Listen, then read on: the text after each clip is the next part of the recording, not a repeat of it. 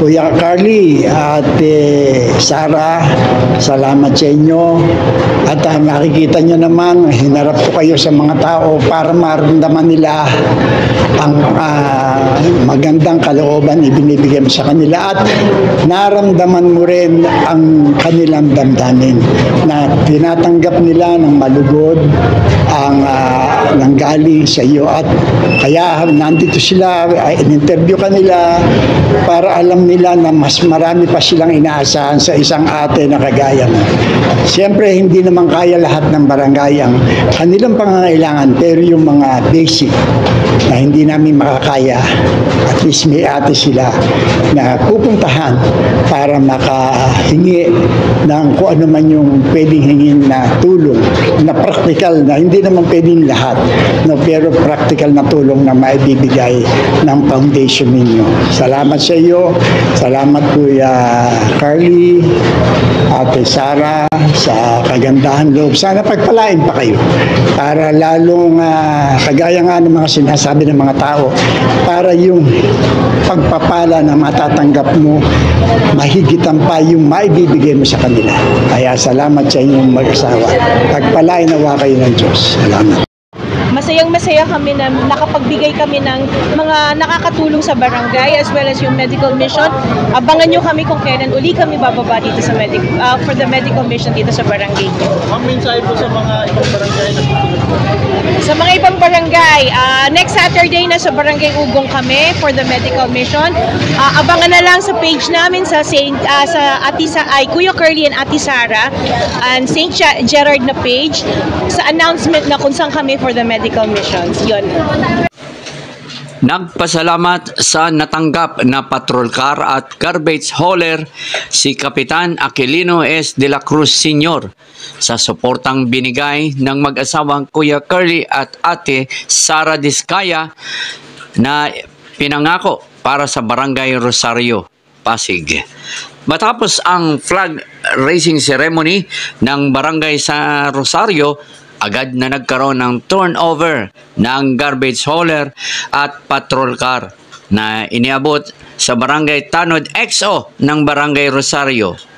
Kahit maulan, pumunta si Ate Sara Diskaya sa turnover ceremony at wala man si Kuya Curly Diskaya, naging matagumpay at naiabot kay Kapitan Aquilino de la Cruz at mga kagawad ng Barangay Rosario.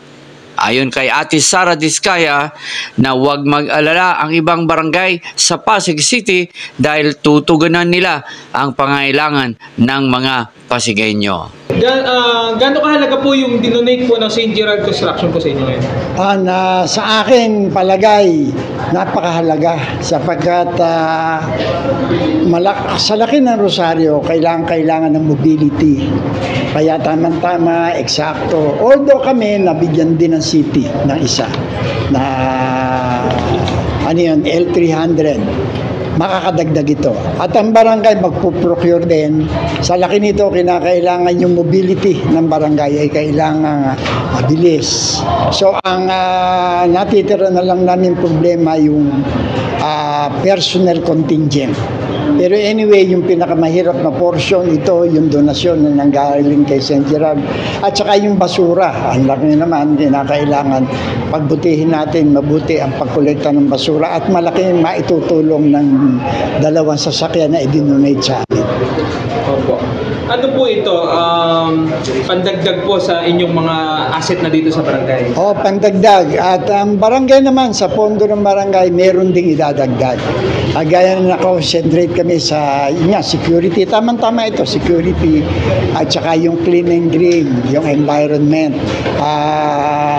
Umaasa ako at yun ang aking pangarap na ang Rosario ay maging malinis at ang mamamayan sana ay makiisa sa sa pananatili ng kalinisan. Kasi kung meron mang ibang tao na galing sa ibang barangay, gaya si Ate Sara, galing sa Bangbang, siyempre Rosario to, nakakahiya. Nakikiusap ako sa tiga Rosario na makiisa rin, sapagkat kung meron mga taga ibang barangay na nakikiisa, makiisa kayo at nakakahiya kung hindi tayo magaganap yung kanyang intensyon na maganda. Opo. Ano pa po yung kailangan ng barangay Rosario ng mga kalaminan? Sa ngayon naman, titignan ko muna. Sa ngayon, tingin ko okay na to. Ang fire, nabigyan din kami ng city. Although meron tayong existing na dalawa. At isa pa yung immediate response, kagaya ng mga bawa mo, magkaroon ng lindol, meron na ang barangay ng instant response. Meron tsaka 2 bumbero. Kaya nagkatatlo na yung bumbero ng barangay. Meron tayong ambulansya, isa at saka yung patient transport. Parang tingin ko at the moment medyo halos kompleto na. Dangan nga lamang pag yung naging aktibo itong Deca Homes. Ang Deca Homes is ang estimated namin doon is 17 to 18,000 homeowners, hindi homeowners, families ang magsesettle doon. Isang lugar lang yon. Kaya at saka ito pag naging active na itong Bridgetown at saka yung Parklinks, siyempre lahat yung sa servicean mo. Kaya at the moment, habang dinidevelop yon, sa ngayon handa na ang Rosario. Malaking kahandaan na yung binigay na ito. Opo. Mensahe na lang po sa mag-asawang Diskaya ka. Kuya Carly at Sara, salamat sa inyo. At nakikita nyo naman, hinarap ko kayo sa mga tao para maramdaman nila ang magandang kalooban ibinibigay mo sa kanila at naramdaman mo rin ang kanilang damdamin na tinatanggap nila ng malugod ang nanggaling sa iyo at kaya nandito sila, in-interview ka nila para alam nila na mas marami pa silang inaasahan sa isang ate na kagaya mo.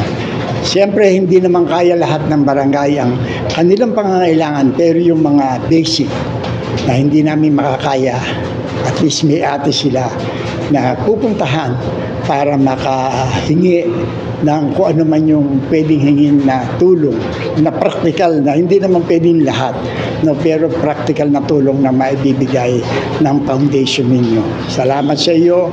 Salamat Kuya Carly, Ate Sara, sa kagandahan loob. Sana pagpalain pa kayo para lalong kagaya nga ng mga sinasabi ng mga tao, para yung pagpapala na matatanggap mo, mahigitan pa yung maibibigay mo sa kanila. Kaya salamat sa inyong mag-asawa. Pagpalain nawa kayo ng Diyos. Salamat. Plus, natanong na po, ngayon kung mayroon na tayong pangkuha ng basura na kayang pumasok sa mga iskinita, magkakaroon po ba ito ng schedule sa bawat iskinita or barangay? Actually, ang plano ko, ang plano ng barangay, wala nang magtatapon sa umaga, sa gabi na. Yung pag umandar na yung sistema, actually, meron na kami nakapreset na lugar na centralize ang pagtatapunan ng basura. Kukunin namin sa gabi, sa umaga, sa madaling araw, para yung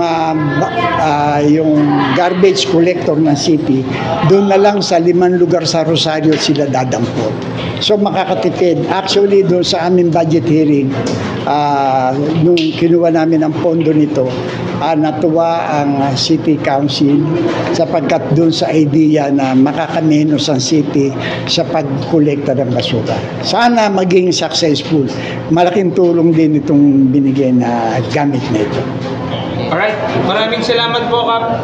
Thank you po. Thank you. Palakpakan, Barangay Rosario, maraming salamat po. Ang mga HOA officers po inanyahan sa taas. So ingat po sa pagtatrabaho, gawing ligtas ang bawat buhay, maging masaya sa paglilingkod, maging tapat, maayos at masaya, may malasakit na naglilingkod sa ating barangay. Maraming salamat. Magandang umaga, mapagpalang morning. Ang bawat ulan ay pagpapala. Maraming salamat sa Gerard Charity Foundation, sa ating mga bisita, Kap A. De La Cruz, Kap J.R. Samson, Kap Burst, kay Don at sa lahat po natin mga kasama sa St. Gerard Charity Foundation. Maraming salamat.